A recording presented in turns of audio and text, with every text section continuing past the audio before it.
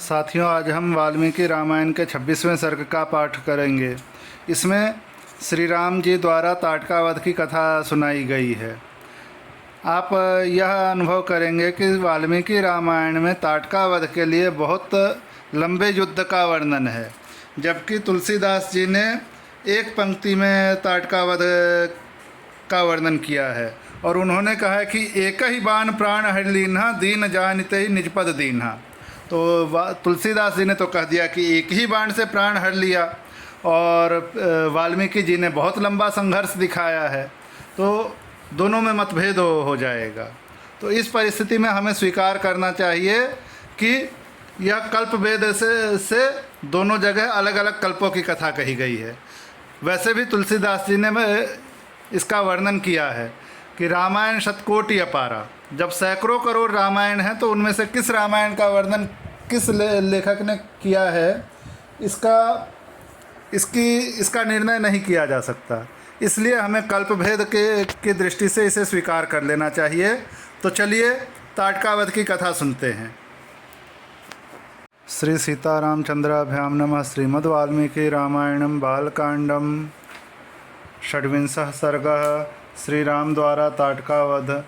मुनि के ये उत्साह भरे वचन सुनकर दृढ़तापूर्वक उत्तम व्रत का पालन करने वाले राजकुमार श्री राम ने हाथ जोड़कर उत्तर दिया, भगवान, अयोध्या में मेरे पिता महामना या महाराज दशरथ ने अन्य गुरुजनों के बीच मुझे यह उपदेश दिया था कि बेटा, तुम पिता के कहने से पिता के वचनों का गौरव रखने के लिए कुशिक नंदन विश्वामित्र की आज्ञा का निःशंक होकर पालन करना, कभी भी उनकी बात की अवहेलना न करना।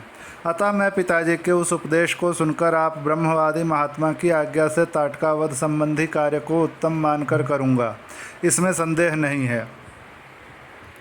गौ, ब्राह्मण तथा समूचे देश का हित करने के लिए मैं आप जैसे अनुपम प्रभावशाली महात्मा के आदेश का पालन करने को सब प्रकार तैयार हूँ। ऐसा कहकर शत्रुदमन श्री राम ने धनुष के मध्य भाग में मुट्ठी बांधकर उसे जोर से पकड़ा और उसकी प्रत्यंचा पर तीव्र टंकार दी। उसकी आवाज़ से संपूर्ण दिशाएं गूंज उठी। उस शब्द से ताटका वन में रहने वाले समस्त प्राणी थर्रा उठे। ताटका भी उस टंकार घोष से पहले तो किंकर्तव्य विमूढ़ हो उठी, परंतु फिर कुछ सोचकर अत्यंत क्रोध में भर गई। उस शब्द को सुनकर वह राक्षसी क्रोध से अचेत सी हो गई। उसे सुनते ही वह जहाँ से आवाज़ आई थी उसी दिशा की ओर रोषपूर्वक दौड़ी। उसके शरीर की ऊंचाई बहुत अधिक थी। उसकी मुखाकृति विकृत दिखाई देती थी। क्रोध में भरी हुई उस विकराल राक्षसी की ओर दृष्टिपात करके श्री राम ने लक्ष्मण से कहा, लक्ष्मण, देखो तो सही, इस यक्षिणी का शरीर कैसा दारुण एवं भयंकर है। इसके दर्शन मात्र से भीरु पुरुषों के हृदय विदीर्ण हो सकते हैं। माया बल से संपन्न होने के कारण यह अत्यंत दुर्जय हो रही है। देखो, मैं अभी इसके कान और नाक काटकर इसे पीछे लौटने को विवश किए देता हूँ। यह अपने स्त्री स्वभाव के कारण रक्षित है, अतः मुझे इसे मारने में उत्साह नहीं है। मेरा विचार है कि मैं इसके बल पराक्रम तथा गमन शक्ति को नष्ट कर दूं, अर्थात इसके हाथ पैर काट डालूं।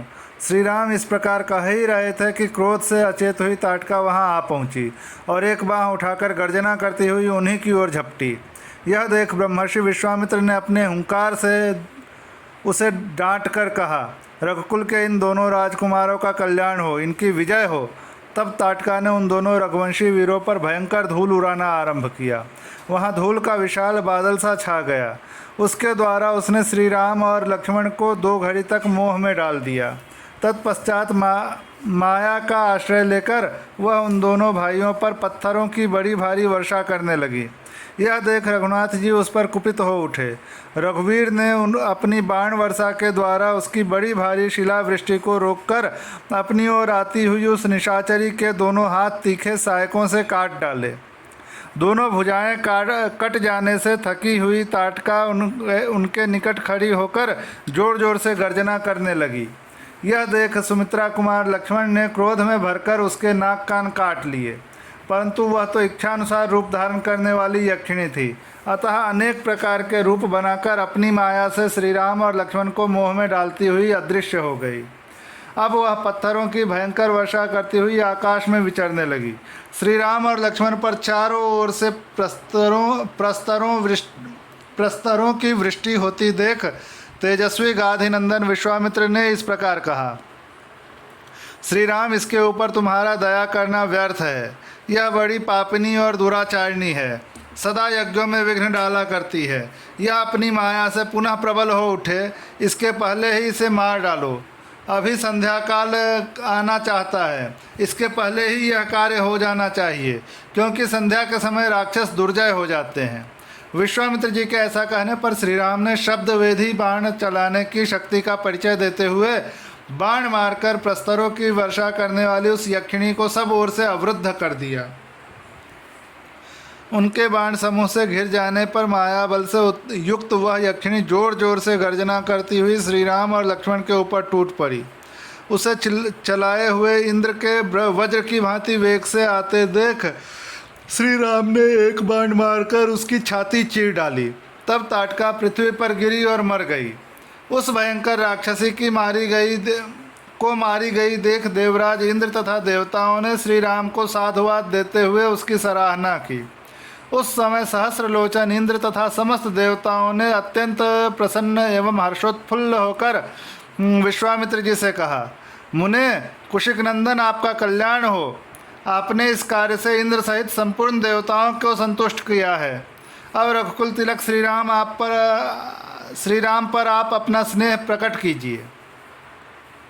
ब्राह्मण, प्रजापति कुशाश्व के अस्त्र रूपधारी पुत्रों को तो जो सत्य पराक्रमी तथा तपोबल से संपन्न है, श्री राम को समर्पित कीजिए। विप्रवर, ये आपके अस्त्र दान के सुयोग्य पात्र हैं तथा आपके अनुसार सेवा शुश्रूषा में तत्पर रहते हैं। राजकुमार, श्री राम के द्वारा देवताओं का महान कार्य संपन्न होने वाला है। ऐसा कहकर सभी देवता विश्वामित्र जी की प्रशंसा करते हुए प्रसन्नतापूर्वक आकाश मार्ग से चले गए। तत्पश्चात संध्या हो गई। तदनंतर ताटकावध से संतुष्ट हुए मुनिवर विश्वामित्र ने श्री रामचंद्र जी का मस्तक सूंघकर उनसे यह बात कहा, शुभ दर्शन राम, आज की रात में हम लोग यहीं निवास करें, कल सवेरे अपने आश्रम पर चलेंगे। विश्वामित्र जी की यह बात सुनकर दशरथ कुमार श्री राम बड़े प्रसन्न हुए। उन्होंने ताटका वन में रहकर वह रात्रि बड़े सुख से व्यतीत की। उसी दिन वह वन शाप मुक्त होकर रमणीय शोभा से संपन्न हो गया और चैत्र रथ वन की भांति अपनी मनोहर छटा दिखाने लगा। यक्ष कन्या ताटका का वध करके श्री रामचंद्र जी देवताओं तथा सिद्ध समूहों की प्रशंसा के पात्र बन गए। उन्होंने प्रातःकाल की प्रतीक्षा करते हुए विश्वामित्र जी के साथ ताटका वन में निवास किया।